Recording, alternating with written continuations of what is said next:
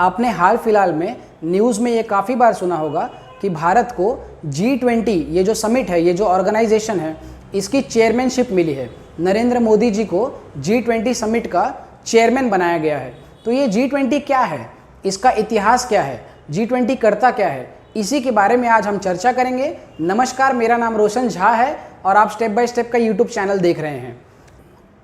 G20 या फिर group of 20 countries, इसमें 19 देश और एक यूरोपियन यूनियन शामिल है। और ये जो ऑर्गेनाइजेशन है G20, इसका बेसिक काम ये होता है कि इकोनॉमी से रिलेटेड और फाइनेंस से रिलेटेड पूरे दुनिया में जितने भी इश्यूज़ हैं उनके ऊपर विचार विमर्श करके उसका सल्यूशन ढूंढना और अपने अपने देश में उसको इम्प्लीमेंट करवाना।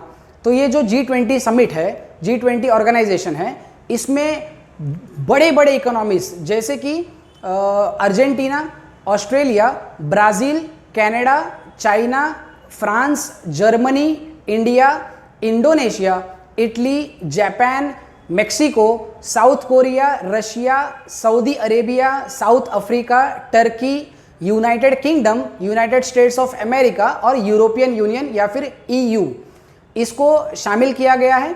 और पूरे दुनिया का ग्रॉस वर्ल्ड प्रोडक्ट, जब हम इंडिया की बात करते हैं तो GDP निकालते हैं, ग्रॉस डोमेस्टिक प्रोडक्ट, पूरे दुनिया का 80% GWP या फिर ग्रॉस वर्ल्ड प्रोडक्ट इन देशों से आता है। और पूरे दुनिया का लगभग 75% इंटरनेशनल ट्रेड जो होता है वो इन देशों से ही होता है।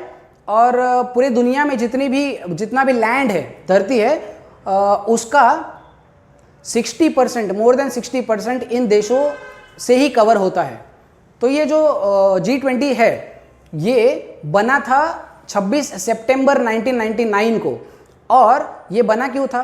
उस समय लेट 90s में, 98-99 में एशिया में बहुत ही बड़ा फाइनेंशियल क्राइसिस चालू था।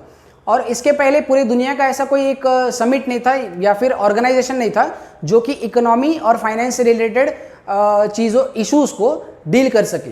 उस समय एक ऑर्गेनाइजेशन था जिसका नाम था G7।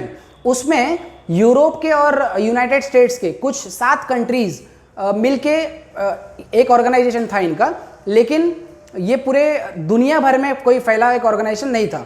तो उस समय वो लोगों ने सोचा, G7 वालों ने, कि एशिया में अभी इतना बड़ा क्राइसिस चल रहा है, तो क्यों ना हम एशिया के भी बहुत सारे कंट्रीज़ को, अफ्रीका, ऑस्ट्रेलिया की भी जितने भी कंट्रीज़ हैं, सबको मिला के एक समिट बनाए। उस समय 1999 में फिर ये लोगों ने मिलकर G20 नाम से एक समिट बनाया और जितने भी देश के नाम मैंने अभी बताया आपको, उनको इसमें शामिल किया गया। जब ये ऑर्गेनाइजेशन 99 में बना था, उस समय इसमें सिर्फ हर देश के, मतलब जितने भी 20 देश हैं, उनके फाइनेंस मिनिस्टर्स और उस देश के सेंट्रल जो बैंक होते हैं, जैसे कि भारत की अगर मैं बात करूं तो भारत में एक सेंट्रल बैंक है जिसका नाम है reserve bank of India, RBI, उसके गवर्नर।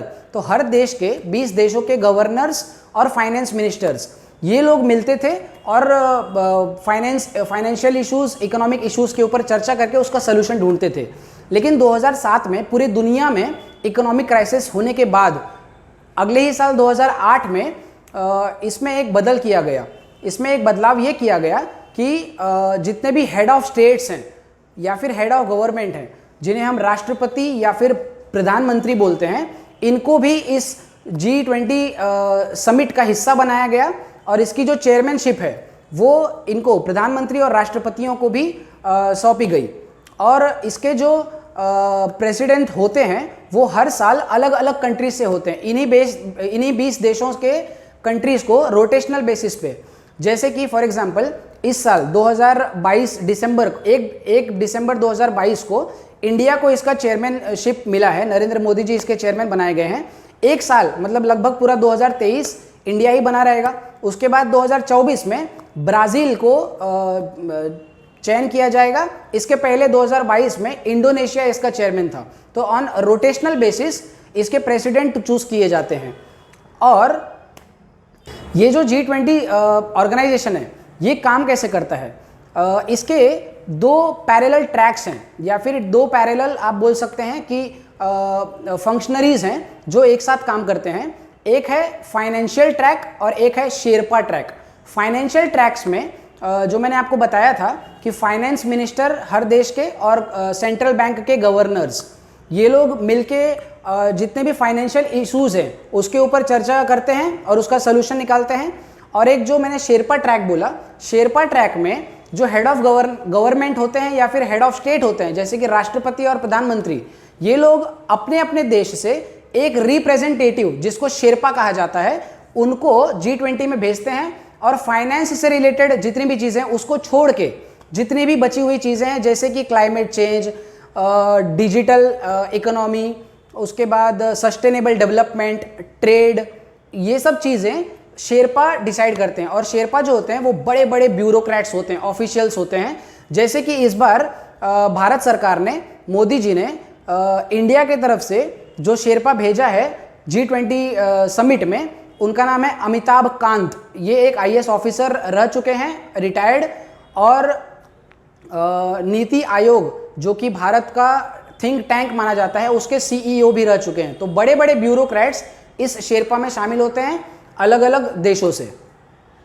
और इसकी एक खास बात है, ये जो G20 है, इसकी एक खास बात ये है, ये यूनाइटेड नेशंस से कुछ अलग है। यूनाइटेड नेशंस का अपना एक हेडक्वार्टर है, उसका एक सचिवालय यानी सेक्रेटेरिएट है, उसके सेक्रेटरीज होते हैं, और अलग अलग जितने भी कन्वेंशंस हैं इनके, जैसे कि इंटरनेशनल कोर्ट ऑफ जस्टिस है, UNSC है, सबका अपना अपना एक हेडक्वार्टर है, जेनीवा में, न्यूयॉर्क में। जैसे यूनाइटेड नेशंस का जो हेडक्वार्टर है वो न्यूयॉर्क में, मैनहट्टन में, यूनाइटेड स्टेट्स में मौजूद है। G20 का ऐसा कोई भी सचिवालय या फिर सेक्रेटेरिएट नहीं है। ये जो है, जैसे मैंने आपको बताया था कि इसके जो प्रेसिडेंट्स हैं वो रोटेशनल बेसिस पे होते हैं। तो अलग अलग देश, मान लीजिए इस साल इंडिया को इसका प्रेसिडेंसी मिला है, तो इंडिया ही सब अगले साल का जो समिट होगा उसको कंडक्ट करवाएगा, होस्ट करवाएगा। और इसी प्रकार 20 देश रोटेशनल बेसिस पे इसके हेडक्वार्टर बनते जाते हैं। आई होप कि आपको ये जो G20 ऑर्गेनाइजेशन है इसके बारे में एक ओवरव्यू मिल गया होगा। और इसी तरीके के इंफॉर्मेटिव हिस्टोरिकल वीडियोस देखने के लिए आप हमारे YouTube channel step by step academy को सब्सक्राइब कर लीजिए। और अगर ये वीडियो आपको पसंद आए तो इसको लाइक और शेयर ज़रूर करिएगा। Thank you.